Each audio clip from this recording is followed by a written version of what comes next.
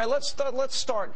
Before we get into the specifics of what's going on now, is there too much infighting, too much attacking, or is it healthy? In the end, does the vetting of the candidates make them stronger and prepare them for a billion-dollar Obama barrage?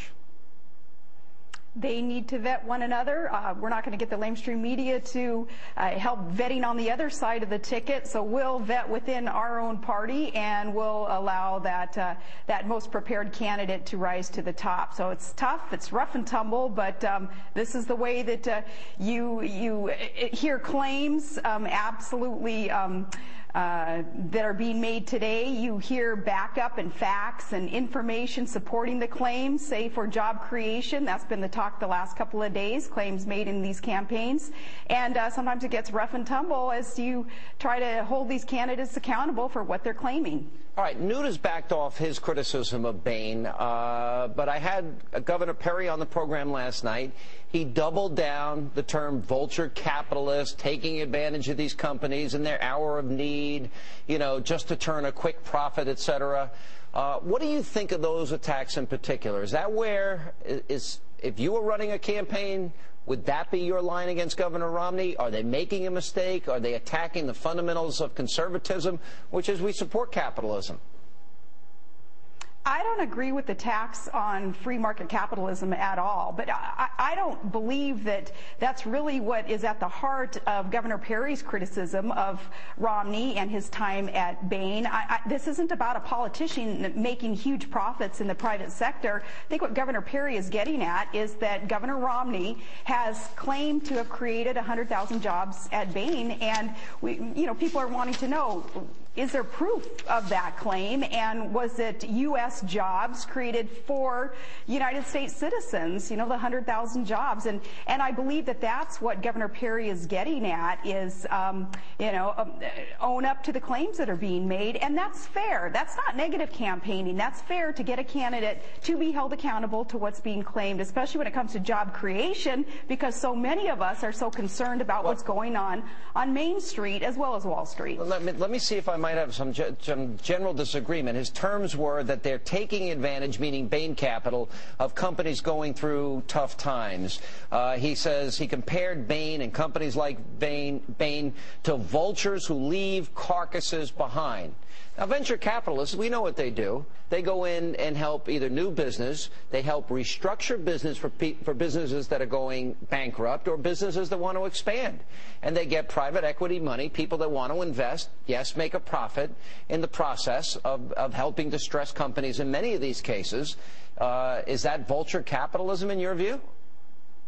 I won't speak for Governor Perry and what his point was as he used those particular words, but the governor of Texas, having been so passionate about creating U.S. jobs there in his state and being successful in allowing the private sector to come in and knowing what government can do to incentivize these private businesses to hire more Americans, he knows what he's talking about when it comes to some of these job creation antics that, gosh, we wish that our own president would listen to and learn from. But I would hope that Governor Perry and the other candidates would shift gears a little bit and start talking about how important it is that we do embrace free market capitalism and, fight against the crony capitalism that is a problem in Washington, D.C. Well, focus along those lines. Because, Sean, the difference that we're facing in the two parties and as we approach a general election is that clenched fist of Barack Obama's that is forcing these socialist-type failed policies that kill jobs. We're facing that as opposed to that invisible hand in a free market that Adam Smith and more recently Thomas Sowell and others speak of as they explain what America's foundation is, how it grew to be such a prosperous and safe and healthy and voluntarily generous nation based on free market enterprise. And I said this to Governor Perry last night. I mean, there are certainly areas of disagreement that are very legitimate, questions you can ask about Governor Romney, distinctions you can make with his record versus your record. He has a good record, as you point out, in Texas of job creation here. And I guess as time goes on, I'm just not sure if this is it sounded to me, let me be more, it sounded like the attacks, if Governor Romney gets the nomination, that they would make against him or frankly any Republican who gets the nomination. It sounded like that to me. Did you not hear that at all? Well, you know, what I heard was a little bit what's going on today is some inoculation of the candidate himself, the front runner, and what it is that he's going to face when he comes up against Barack Obama. Nobody should be surprised that things about Bain Capital and maybe tax returns not being released yet and maybe some, you know, records not being as transparently provided to the public as voters deserve to see right now. Don't be surprised that that's all coming out today, because it would come out as an October surprise had these GOP candidates not brought those out today. Barack Obama and his machine and the $1 billion that he's got behind him will bring all this stuff out anyway. So let's get it out there. Let's hear the defense of the candidates who are being charged with some of this.